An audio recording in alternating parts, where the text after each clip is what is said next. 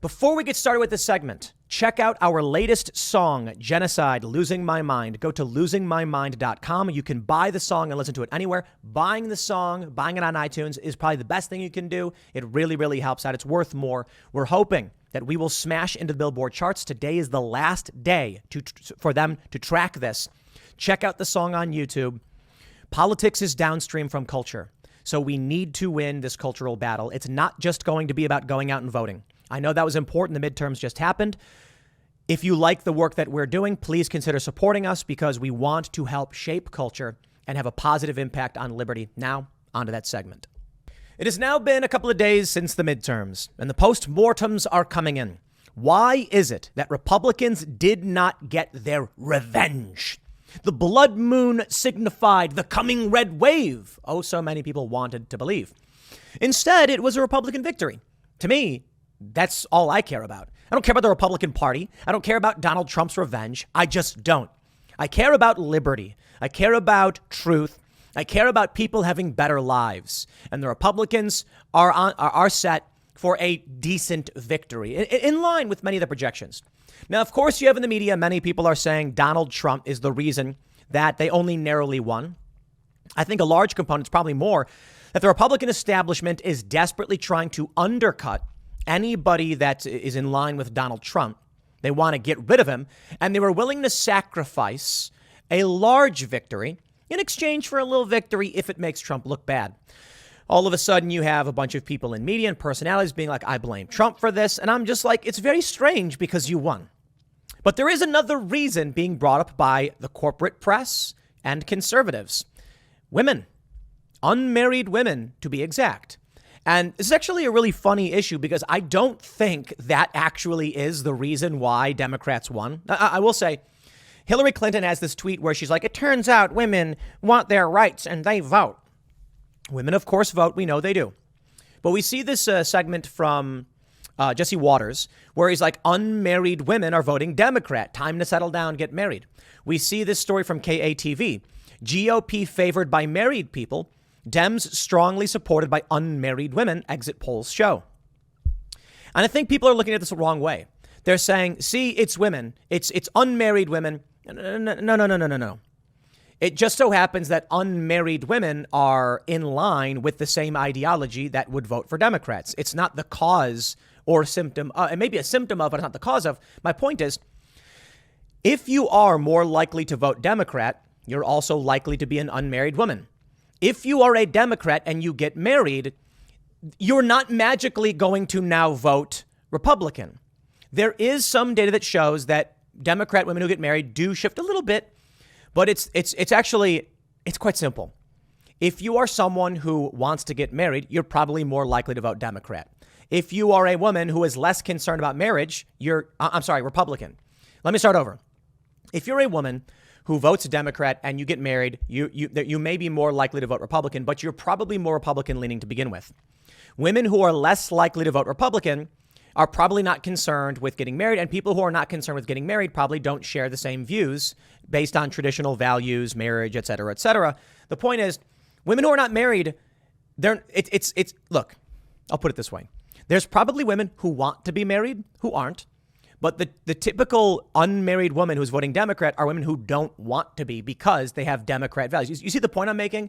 However, I do want to point out there are stark differences between men and women that have very serious impact on how elections will take place. And thus, marriage may actually play a role. I'm not saying it doesn't. First, I, of course, will show you this tweet from Hillary Clinton. It turns out women enjoy having human rights and we vote. They sure do, just not in Florida, I guess. And then we have this from Jesse Waters. I want to play you this short clip from Jesse Waters. Also, single women are breaking for Democrats by 30 points. And this makes sense when you think about how Democrat policies are designed to keep women single. But once women get married, they vote Republican. Married women, married men go for Republicans by double digits. But single women and voters under 40 have been captured by Democrats. So we need these ladies to get married. And it's time to fall in love and just settle down. Guys, go put a ring on it.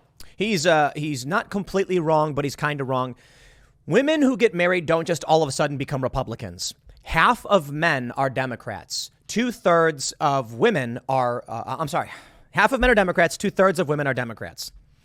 Men skew slightly towards Republican, so it's just shy of half. And women, it's like 60 to 30, or no, I think it's like 70-30 break for Democrats. Getting married doesn't just outright change that. It does change it a little bit. The reason's fairly obvious. Women get married. Yes, if a woman gets married, she's now dealing with marriage-related issues. Because Republicans have traditionally been about traditional marriage, they are campaigning for issues that are traditional. Unmarried women don't care about taxes and child rearing issues the same way that married families do. So, of course, they're going to vote for Democrats. It's not about being married. It's about which party is catering to your needs. It's that simple. Democrats, because of the skew, are catering towards unmarried women, and it's benefiting them. Here's what I want to do. I want to take a look at the issue of men and women and how it impacted these elections. First, I want to show you this video that someone responded to Jesse Waters with. Ask Aubrey, who is this? She's got a decent amount of followers. She says, men are afraid that women will laugh at them. Women are afraid that men will kill them. Margaret Atwood. He thought he could stalk her straight. It's a very creepy video. It's got 8.6 million views. It is a man saying he's justified in chasing a woman down, trying to play his song for her because she has a right to choose. The girl's dad, the woman's dad, calls the guy and threatens him, stay away from my daughter. So this guy who's stalking calls the cops. It keeps getting scarier. In this clip, this guy, Jake, says to the cop who's apparently serving him with something that, you ever hear that song, Baby, It's Cold Outside, where she keeps saying no, but, you know, the guy's saying, so what? Like, yo, that's creepy. I agree. Women are afraid that men will kill them. Yes. However, I would like to point out that men are substantially more likely to be the victims of violent crime than women. But women are afraid men will kill them because they tend to be smaller, less muscle mass, less bone density. So I get it. Despite the fact that they're substantially less likely to be victimized than a man would be, if a man is targeted with violence, he feels more like he's on an equal footing, I guess. A man has got more muscle mass, more bone density, et cetera, et cetera. Here's the issue with all of this. And I just want to point out, we've got a problem here that needs to be solved. I bring you to civics. When I heard that women broke for Democrats at large numbers, and they do, I decided to look at the polling data to determine if our political issues in the culture war is really broken down on gender lines. And lo, my friends, it is. I don't think this means that it is inherently that a person is female, which makes them vote for certain laws. Obviously, there's a bunch of conservative women who are pro-life and pro-gun and all that stuff. But you do see a tendency towards this, and I have to wonder why that is. There's biological determinist hypotheses, and then there's, probably the reality, the bulk of the reality is that Democrats target women. They do. Take a look at this. Gun control. Do you favor or oppose stricter gun control laws? All right. So this is civics polling, and I've selected gender female. 59%. Can you see it? You can't see it. Maybe I can make this smaller. I doubt it'll actually work. No, it just makes the screen weirder. Anyway, 59%. You can see it, over here across the board. Women have historically favored gun control, and to a great degree. Right now, it's 59 to 36. I just showed you that video of a guy chasing a woman down. That lady should have a 380. Nice little 380 snub nose revolver or something like that. I'm not the biggest gun person. I like guns. I have guns. But 380 small. She can handle it. And it will save her life from this psychopath. Okay, let's take a look at guns for men. When you click male, it instantly inverts.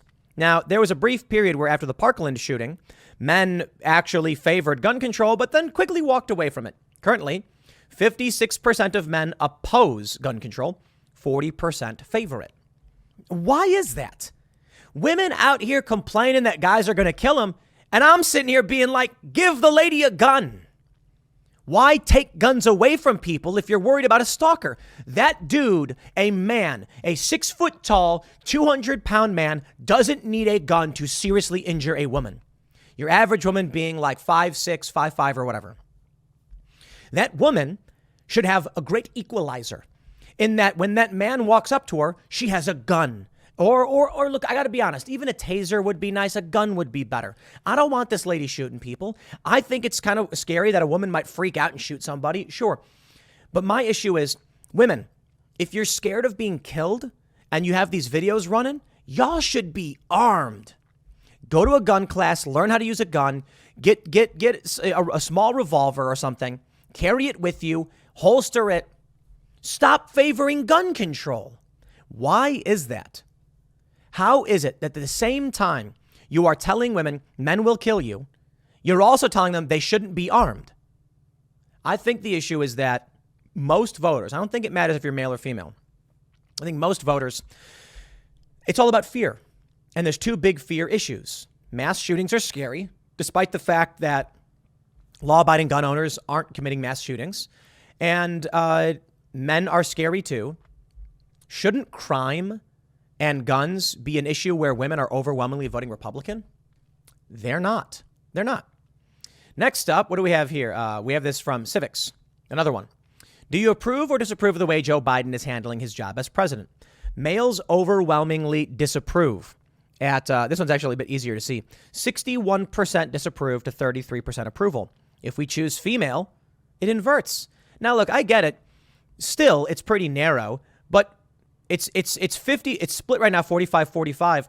But just the past few days, women at the plurality of women approved of the job Joe Biden was doing. Why? Why is that? Seriously, why is that? I don't know. Here we go. Here's more. Do you think the nation's economy is getting better or worse? This one's actually really good because males and females both agree on this one. Females say 58% it's getting worse. Males say 65% that it's getting worse. Now, here's the question. If women know that the economy is getting worse, why are they approving of Joe Biden?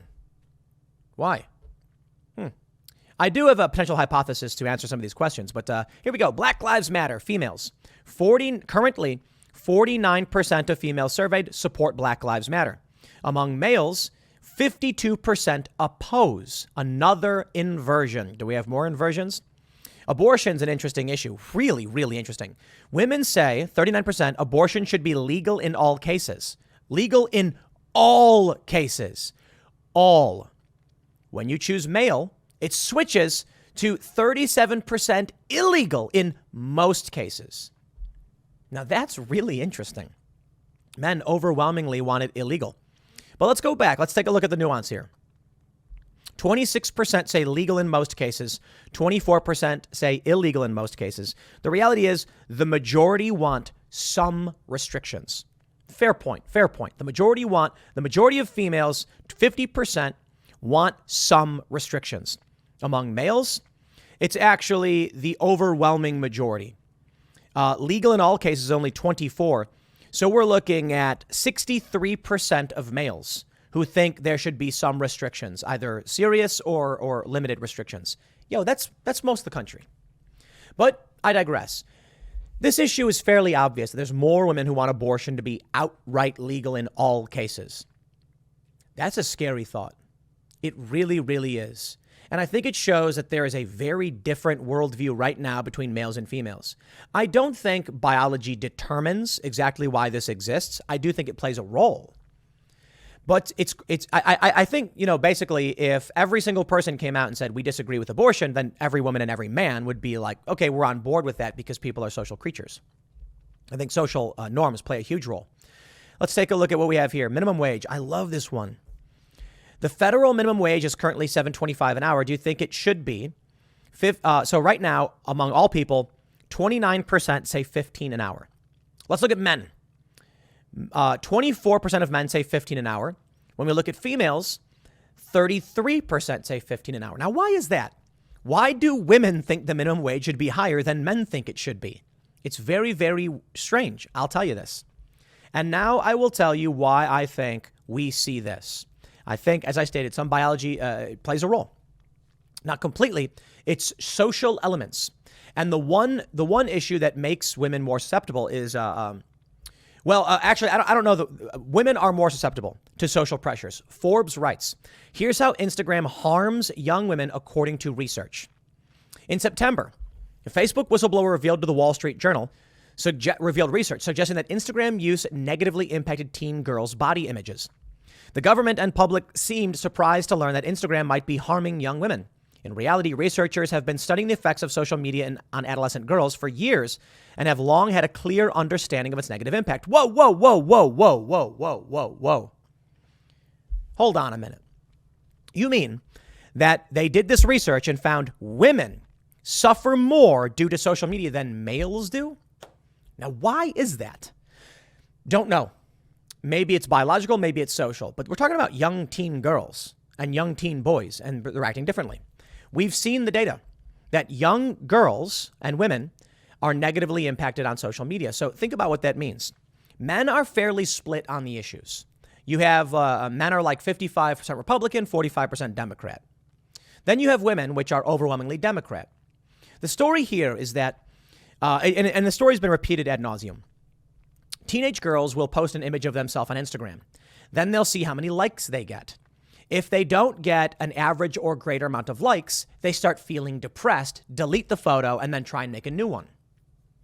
Men tend to post images of objects. Women tend to post images of objects they're in. So this is a meme. A guy will be like, take a look at this car I bought. A woman will take a picture of her standing next to the car being like, look at this car that I bought. To women, I think human beings are more important. Now, I don't know if that's cultural, social, or biological. I have no idea. But for some reason in the polling, we see this. And I think the issue is women care more about other people. And that's kind of the trope, that men are object-oriented and women are subject-oriented. How does this translate then to politics? In two ways. Women, if it follows this trajectory, are going to vote for policies they think will immediately help people. Men won't. But then there's a question of short-term gains versus long-term losses, and long-term gains and short-term lack of gratification. And so it would seem that women want two things, or women want one thing. They want people to feel good. They want things to be better. I can respect that. Men do as well, but men are more interested in delayed gratification or object orients. So I'll put it this way. When I go on Instagram, most of the stuff I follow is action sports. That's basically all I follow is action sports. I open up Instagram and I'm going to see almost nothing but people doing backflips, kickflip crooks, skateboarding stuff. What did I just watch? Someone tried to do a quadruple backflip on a scooter at the Nitro Circus and face slammed. They were all right. It's brutal, but it wasn't the worst time I've ever seen. And then what happened is Instagram starts feeding me some videos of women doing sports. Action sports. Now I'm interested in that as well. So I see, female rollerbladers and skateboarders, and I'll watch whatever it is. I love watching action sports. The funny thing that happened is when I started watching females rollerblading, and it's just regular old action sports, and they're doing some good tricks, and it's fun watching people jump down railings and doing the grinds and whatnot. For some reason, it started then suggesting more videos and images of women. Maybe playing music and doing things like that. And I noticed something right away. It's all algorithmic. You click on one thing on Instagram, you get tons of it. You click on one image of a woman doing something, and what was it? It was a woman, and she was skating, but she was, maybe it was Leticia Buffoni or something. And she's like, wearing a sports bra or something. The next thing I know, I'm getting a whole bunch of videos of women who are more in that position, more likely to be in their bikinis or doing things. And then it's just like, well, obviously I'm a guy, right? So some of these images, I'm like, I'm going to click a video like this, right? Then I noticed that the women who are playing music, the women who are doing sports, it's like all basically pornographic. And I'm just like, what is this? Now, look, I'm not saying all women. Obviously not. There are many women who are doing action sports, doing parkour and stuff, and it's really cool. And the guys are getting all of their likes from accomplishing a double backflip.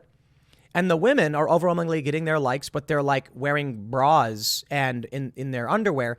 And then you have all of these female Instagrammers that are just doing sex content. Men don't do that. Interesting, isn't it? It would be absurd not to recognize that there are biological differences between men and women that result in how policy is formed. So I do think social issues play a role. If women are more likely to be susceptible to social pressures, they're going to vote based on social pressures more than they're going to vote based on what is functional policy. I am not saying that as a dig or an insult. It is a masculine view that every vote should be based on, it is the patriarchal view. Now, certainly I would agree we should have sound policy that makes sense, that makes the system work better. And I think the issue for women is that they're more interested in making sure the society is cohesive. But if you don't have sound policy, you end up with a society that is not cohesive, and then you end up with fighting and conflict. I don't know. I really don't know. I really don't know. I can't give you all the answers. The response we get from people like Milo and Lydia, of course, formerly of Timcast IRL, is to repeal the 19th Amendment. Women shouldn't be allowed to vote. And I'm like, I don't think taking away the rights of the individual is the appropriate solution to demographic questions. I really don't think so. I think women should vote. I think we should probably recognize what this means for society moving forward and take stock of how we make sure everybody lives better and lives together and all that stuff. And I will add, strangely, with all this stuff going on, they are telling us that this generation will be the first generation to live worse than our parents. I am not saying that is caused by women. I am saying if we don't understand how changing society will have an impact, we make things worse, regardless of whether the question is gender or otherwise. There are a lot of questions about ending slavery, ending apartheid, racial components in society. And one of the issues brought up by people who wanted an end to slavery or apartheid, but were hesitant or reluctant and wanted to go slow, was that in the issue of both, there was a concern among abolitionists, this is true, that unfettered, immediate ending of segregation would result in an influx of people who weren't properly educated. So they couldn't succeed, which would result in poverty, crime. Yeah, they're not wrong. However, I don't think the solution to that is to be like, well, we're going to keep apartheid and slavery because no. If you're on drugs and the drugs are hurting you, you don't say, well, we're going to stay on the drug. You find a way to wean off of it. That I understand. So it must be ended. But there were abolitionists who were staunch moral extremists, John Brown, for instance. And there were abolitionists who are like, guys, we're going to end this. But you do realize that we have a bunch of people who are enslaved with no wealth, no homes, no education.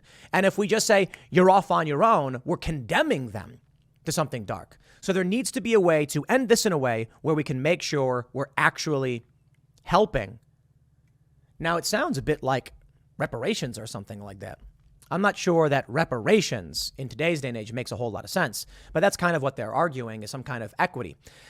Look, I understand that these problems get created by these bad social structures, but I don't think the solution is overhauling the system or punishing or charging or fining people who have nothing to do with it. So it is difficult.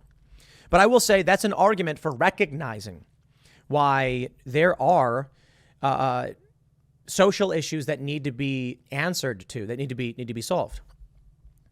I guess what that means is, to put it in terms of how we're dealing with these changes as we go forward, recognizing individual rights of everybody, which I think is a good thing. When women entered the workforce, you ended up with a massive influx of workers without a massive influx of demand. It also meant that it was harder to have a family. These issues all play a role in what we're seeing right now. I don't have all the answers other than to point out these issues and call them interesting. Women tend to vote for all of these issues. And Tucker Carlson made this point. He says white liberal women are who he's truly upset about, not black people. And I get it. It's interesting. The question then becomes, what do we do to win over women, to have them vote for things like their own right to keep and bear arms to protect themselves from these dangerous individuals, to protect themselves from police brutality? It's a tough question. I think the issue is going to be cultural and it's going to be social. So I guess that's all I can really say about it. And I'll leave it there. I don't know, whatever. I saw this video from Jesse Waters and I saw these articles and I was like, everybody's talking about why women are doing this. And, I want to give my thoughts on it. Not that it's definitive in any way, but, there you go. I'll leave it there. Next segment's coming up at 4 p.m. over at youtube.com/Timcast. Thanks for hanging out and I'll see you all then.